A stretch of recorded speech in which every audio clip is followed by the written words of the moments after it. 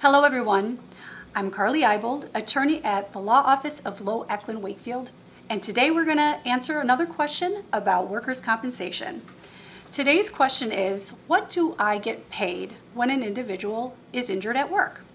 Well, that benefit is actually called temporary total disability, or TTD, and the amount that an individual receives is completely dependent on the amount of money that that individual made a year prior to the date of the accident. Now there's two calculations that are determined.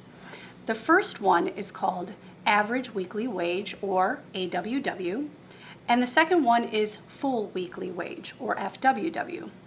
Average weekly wage, or AWW, is calculated by looking at the year prior to the date of injury and how much that individual made, divided out by 52 weeks. FWW is calculated by looking at the 6 weeks prior to the date of injury, how much they made, or 7 days prior to the date of injury.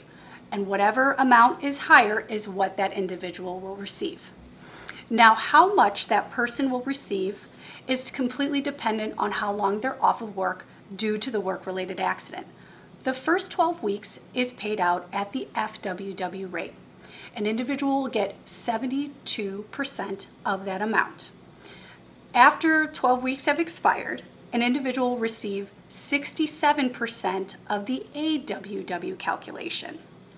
Now, please be advised that an individual will only receive up to the maximum AWW amount that is determined by the Bureau every single year.